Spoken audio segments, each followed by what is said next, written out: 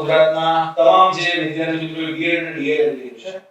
શિક્ષક બનવાનું સ્વપ્ન છે એના માટે ખૂબ જ પ્રેરણાદાયક આપણે જોઈને એક્ઝામ્પલ આપવું હોય કે ના પતિ પત્ની બંને તૈયારી કરે અને એ પણ કેવું છે કે તમે બીએડ ડીએડ કરી દીધું એના પછી 10 વર્ષ થઈ ગયા હોય અને પછી તમે તૈયારી શરૂ કરો અને સફળ થાવ એવું સરસ મજાનું એક ગુજરાતની અંદર સારું એક્ઝામ્પલ સેટ કર્યું છે વિદ્યુતભાઈ પટેલ અને નિયતિભાઈ પટેલ આપણી સાથે છે.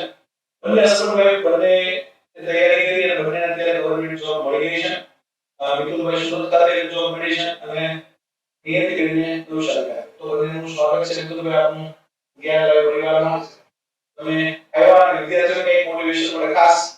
હવે જે ટાટ પરીક્ષા આવવાની છે આવી બરાબર તો ટાટ એક્ઝામિનેશન જે છે લાસ્ટ ટાઈમ નિયતિભાઈને ક્રેક કરી છે ગુજરાતી વિષયમાં એનો સ્કોર 152.50 મૂક્યો છે અને એને નવસારીમાં જોબ મળી ગઈ છે. નિયતિભાઈ તમે કઈ રીતે તૈયારી કરી અને કઈ રીતે તમે સફળ થયા તો વિદ્યાર્થીઓને થોડું માર્ગદર્શન સૌથી પહેલા તો જ્ઞાન પ્રેરણાને ખૂબ નિવેદન આપીશ કારણ કે એના લીધે મને આ સફળતા પ્રાપ્ત થઈ છે. એ જો વાત કરું મારી સફળતાની તો મેં સૌથી પહેલા ઝીરોથી તૈયારી ચાલુ કરી એમ કહું તો ચાલે કારણ કે એની પહેલા એકવાર આપી હતી પરીક્ષા 9 10 એમાં હું પરીક્ષા પાસ તો કરી હતી પણ મને કેવું જોઈએ એવો સ્કોર નતો મળ્યો એટલે મને જોબ મળી નથી. મેં જ્ઞાન પરિવાર સાથે હું જોડાઈ અને મેં ઓનલાઈન લેક્ચર ઘરે બેઠા જેટલા લેક્ચર હોય એ બધા જ લેક્ચર મેં 3 વાર ને લાઈવ તો જોતી અને પછી એની પીપીટી બનાવતી ચોપડા આ બધું જ એ કર્યું છે અને રોજ ઓનલાઈન ટેસ્ટ હોય એ ટેસ્ટ મારે અચૂક આપવાનું એટલે કામ ટાઈમ રહી જાય ટેસ્ટ તો મારે પહેલા આપવાની અને સાથે મારે 2-30 છોકરા હતા એટલે ઘરનું બધું જ કામ તો છતાંય મેં આ સફળતા પ્રાપ્ત કરી છે. તમે પણ તમારું ધ્યેય નક્કી કરો કે મને સફળતા પ્રાપ્ત કરવી છે તમે પણ તમે સફળતા પ્રાપ્ત કરી શકો. તો તમે આમ કેવો સપોર્ટ કરતા એ રીતે કરતી તો નોકરીમાં તો સર એવું હતું કે હું જોબ કરતો પ્રાઇવેટમાં પ્રાઇવેટના રૂલ્સ રેગ્યુલેશન બધાને ખબર હતી ઓનલાઈન આજે તો રજા મળે પણ એની મહેનત મને દેખાય એની મહેનત મને દેખાય એ સવારે 3 સવારે ઉઠી જાય ઉઠીને ફ્રેશ થઈને થોડું એનો લેક્ચર લે પછી અમારે ટિફિન તૈયાર કરે ભાગે દીદી અને બાબો પ્લીઝ છે એ ટાઈમે લોકો સિનિયરમાં હતા એમને તૈયાર કરવાના એમને સ્કૂલે મૂકવાના આથી ઘરે આવીને ફટાફટ કામ કરતા પૂરું કરી ને વાંચવા બેસી જવાનું. એ સમયગાળા દરમિયાન સર તમને કહીશ કે મેં ક્યારે પણ એને મોબાઈલ જોતા મતલબ કે વિડિયો સિવાય કોઈ પણ વસ્તુ કરતા મેં નથી. સિરિયલ ટીવી આ બધું જ મૂકી દીધું છે. એક જ ધ્યેય એને નક્કી કર્યું કે મારે 6 થી 9 10 11 આ 3 એક્ઝામ પાસ કરવી છે અને એને સફળ થઈ 6 થી 8 માં પણ પાસ થઈ 9 10 માં પણ થઈ અને 11 12 માં એને થોડા માર્ક્સ માટે રહી અમે રી ચેકિંગ કરાવ્યું પણ એમાં કોઈ સુધારો થયો નથી. કેવું છે તમે સફળ થયા અને એક નોકરી મળી ગઈ હવે તૈયારીના સમયગાળા દરમિયાન તમને આમ ત્યારે એવું લાગતું કે ચાલો નહીં થાય તો શું કરશો એની ઉંમર થઈ ગઈ છે હવે જો આ વખતે સફળ નહીં થઈ તો ખરેખર બીજી તરફ ક્યારે મળશે જો આ વખતે સફળતા નહીં મળે તો શું એમ આ મનમાં એવો પ્લાન બી કે હતો કે નહીં થઈ તો શું કરશો પ્લાન બી માં સર એવું હતું કે એ જે રિસ્ટ્રિક્શન થઈ ગયું ને એક જ ધ્યેય હતો કે કંઈ પણ થાય આ વખતે પાસ કરવું છે કે આ મારો છેલ્લો ચાન્સ છે. જો આ ચાન્સ મારા હાથમાંથી ગયો એટલે મને સરકારી નોકરી મળશે નહીં અને એના માટે પછી જેટલી મહેનત થતી એ બધી જ થઈ એના પાસે હજી થોડો ચાન્સ હતો પણ હું તો એજના એકદમ કટોકટ આવી ગયો બરાબર અને આ એક ઈચ્છા હતી અમારા ફેમિલીમાં સર મોસ્ટલી બધા ટીચરો તો મારી પણ એક ઈચ્છા હતી કે મને પણ એક સરકારી નોકરી મળે અને થેન્ક યુ જ્ઞાન લાઈવનું પ્લેટફોર્મ કે જે ડાઉટ્સ હતા જે અમારા જે જગ્યાએ અમે અટકતા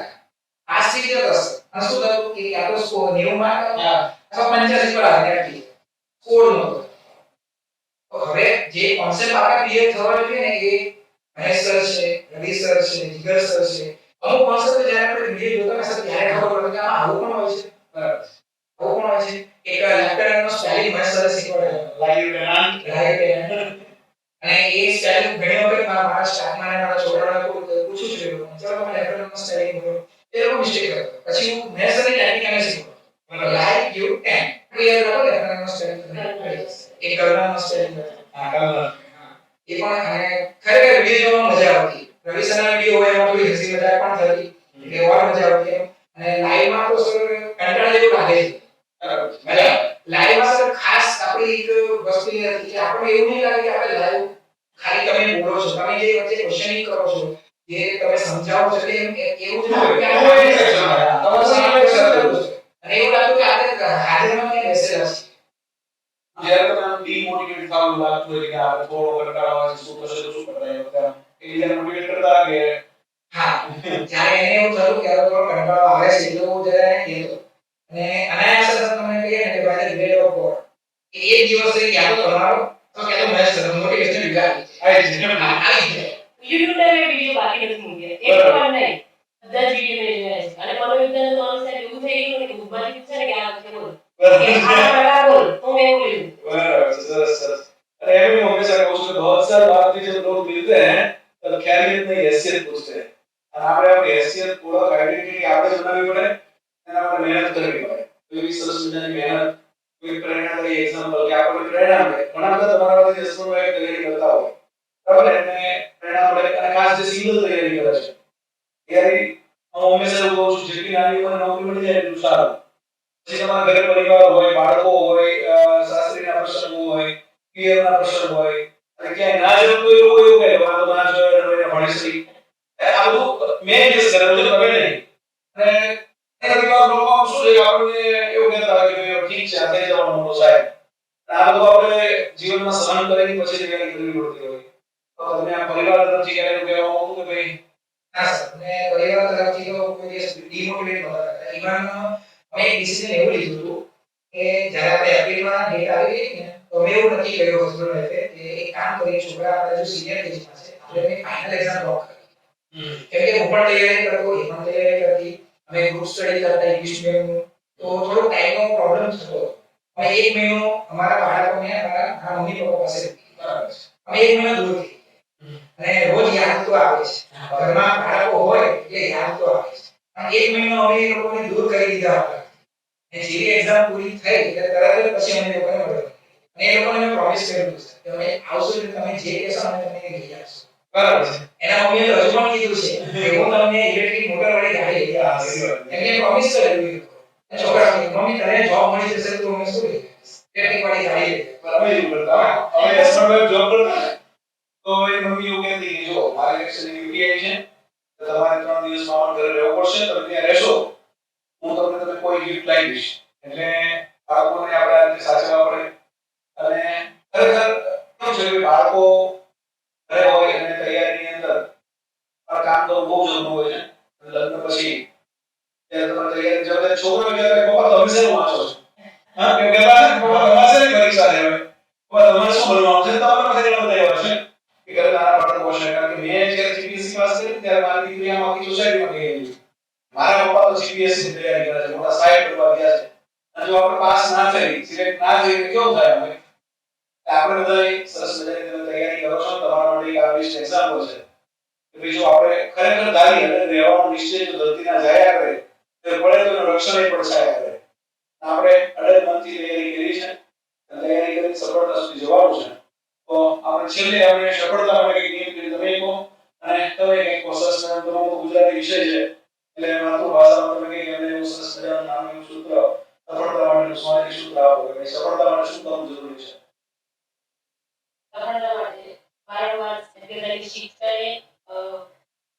જ્ઞાનનું દૂધ છે કે પીછે પ્રાણ લાગશે એવું કહેતા હોય કે તમારે ધ્યેય નક્કી કરી લેવાનો કે મારે બસ આ કરવું જ છે એની પાછળ તમે તમારો સમય પૂરેપૂરો આપો પણ તમને સિદ્ધિ પ્રાપ્ત ના થાય તો બની જ ના શકે તમે એ લક્ષ્ય નક્કી કરી લો અને તો કહીશ કે ઇંગ્લિશની અંદર ટ્રાય કંટ્રોલ કરે એવો સમય આવશે કે તમે પણ એક સમય એવો આવશે કે તમે નાસીપાસ થઈ જશો લોકોના ટોણા આવશે આટલા ટાઈમથી તૈયારી કરે છે શું કર્યું કેટલા માર્ક્સ આવ્યા જો એ ટોણા ના સાંભળવા હોય ને તો અત્યારે મન મૂકીને તૈયારી કરો અત્યારે મોબાઈલ જે છે એ ખાલી લાઈવ લેક્ચર માટે જોવો જોઈએ મોબાઈલ ક્યાંય માંગતો નથી અત્યારે સર એવું છે કે મોબાઈલ દૂષણ થઈ ગયું છે છોકરાઓમાં તો બહુ જ દૂષણ થઈ ગયું છે આપણે મોબાઈલ લેવો છે તો આપણા કરંટ અફેર માટે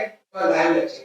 બસ મેં 6-8 મહિના મોબાઈલ મૂકી દીધો પછી તમે સફરજન જો પણ આવે છે એ રેકોર્ડ ક્લાસ એ તમે આરામથી લઈ શકશો અને જો તમે કોઈ સારી પોસ્ટ પર જશો પણ આપશે. જેમ કે મારા ભાઈએ મને મોબાઈલ ગિફ્ટ આપ્યો. શું વાત છે? હા, મારા ભાઈએ મને મોબાઈલ ગિફ્ટ આપ્યો. અને મારો ભાઈ જે છે એને જ્યારે ખબર પડે કે થોડો ફાઇનાન્શિયલ ક્રાઇસિસમાં છે, હા, હા, બરાબર. એટલે મને હેલ્પ કરે. 100% તો ભાઈ તો એ મને કહે છે કે જો તારે જરૂર હોય તો તું મને કહેજે. મેં તમને સર કીધું ને કે ક્લાસના એક ક્લાસ લીધો તો બીજો ક્લાસ લેવાનો હતો. ફાઇનાન્શિયલ થોડી તકલીફ હતી. એને મેં વાત કરી કે આવું છે. મેં કીધું તારે જે ક્લાસ લેવો હોય તું લઈ લે. પૈસાની ચિંતા નહીં. તમને એને નોકરી મળે એનાથી વિશે તમારે શું જોઈએ? મારા મમ્મી પપ્પાનો, મારા સાસુ સસરાનો બધાનો બહુ સપોર્ટ મળ્યો છે. ત્યારે અમે આટલી સફળતા લીધી છે. तो अंत तो बता रेडियो स्टेज तेरा हौसला वो मंजर भी आएगा, तेरा हौसला वो मंजर भी आएगा, प्यासे के पास चलकर समंदर भी आएगा,